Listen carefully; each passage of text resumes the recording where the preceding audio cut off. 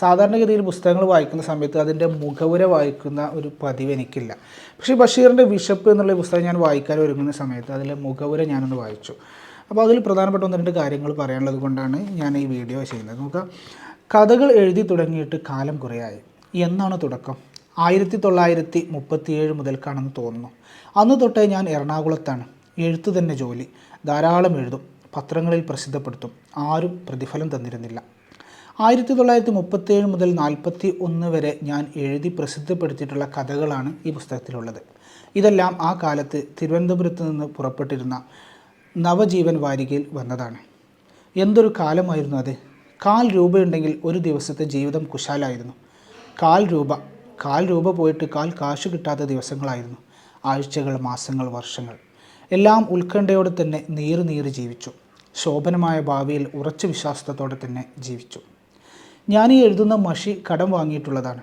കടലാസും കവറും കടം വാങ്ങിയിട്ടുള്ളതാണ്. ഞാൻ നന്നേ വിഷമിക്കുന്നു. എനിക്കെന്തെങ്കിലും അയച്ചു തന്ന് സഹായിക്കാൻ അപേക്ഷ. ഇങ്ങനെ പത്രാധിപർക്ക് ഞാൻ എഴുതിയിട്ടുണ്ട്. ആരും സഹായിച്ചിട്ടില്ല. എന്നിട്ടും എഴുതി. ധാരാളം കഥകൾ എഴുതി തന്നെ ജീവിച്ചു. കഥകൾ എഴുതുന്നതിലായിരുന്നില്ല വിഷമം.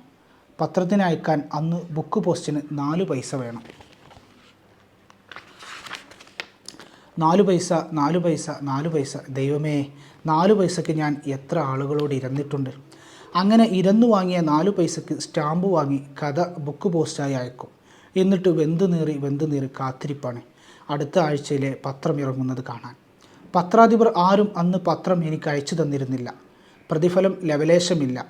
വായനശാലയിൽ ചെന്ന് നോക്കും, കഥ വന്നിട്ടുണ്ടോ? ഓ, എന്തൊരാശ്വാസമാണ്! കഥ വന്നിട്ടുണ്ട്. ആ കാലത്ത് ഒരു സിംഗിൾ ചായക്ക് കാലയണയായിരുന്നു വില. ആ കാലണ കിട്ടാൻ വഴിയില്ലായിരുന്നു.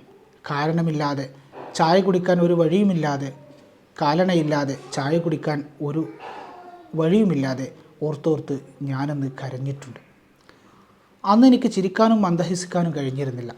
വർഷങ്ങൾ വളരെ കടന്നുപോയി.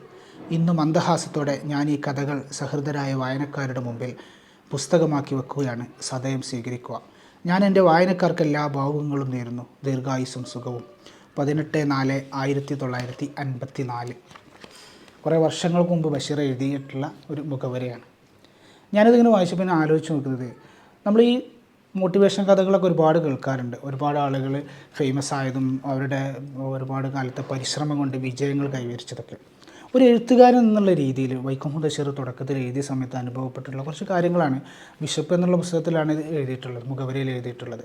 അപ്പോൾ വളരെ പ്രയാസത്തിൽ, വളരെ കാശില്ലാതെ, വളരെ കഷ്ടപ്പെട്ട് ജീവിച്ചിരുന്ന കാലത്തും അദ്ദേഹം എഴുതി എന്നാൽ പൈസ കിട്ടാതെ കൊണ്ട് ഒരിക്കലും എഴുത്ത് നിർത്തിയില്ല. അത് അദ്ദേഹത്തിൻ്റെ ഒരു പാഷനായി കണ്ട് വീണ്ടും എഴുതി. അങ്ങനെ എഴുതിക്കൊണ്ടേയിരുന്നു. ഒരു 5 പൈസ കിട്ടാതെ, കാലണ പൈസ പോലും കിട്ടാതെ എഴുതിക്കൊണ്ടേയിരുന്നു. പക്ഷേ അവസാനം അദ്ദേഹം ലോകമറിയപ്പെടുന്ന എഴുത്തുകാരനായി ആളുകൾ തിരിച്ചറിഞ്ഞു. അപ്പോൾ ഇതിൽ നിന്ന് നമുക്ക് നല്ലൊരു മോട്ടിവേഷൻ ഉണ്ട് അല്ലേ? അപ്പോൾ അത് കണ്ടപ്പോൾ ജസ്റ്റ് ഒന്ന് നിങ്ങളുമായി ഷെയർ ചെയ്ത് മാത്രം. പല ആളുകളും മുഖവുര വായിക്കാറില്ല, ഞാനും വായിക്കാറില്ല. എന്ന് വായിച്ചപ്പോഴാണ് ഈ മുഖവുര വായിക്കേണ്ടതിൻ്റെ ഒരു പ്രാധാന്യം മനസ്സിലായത്. ഓക്കെ.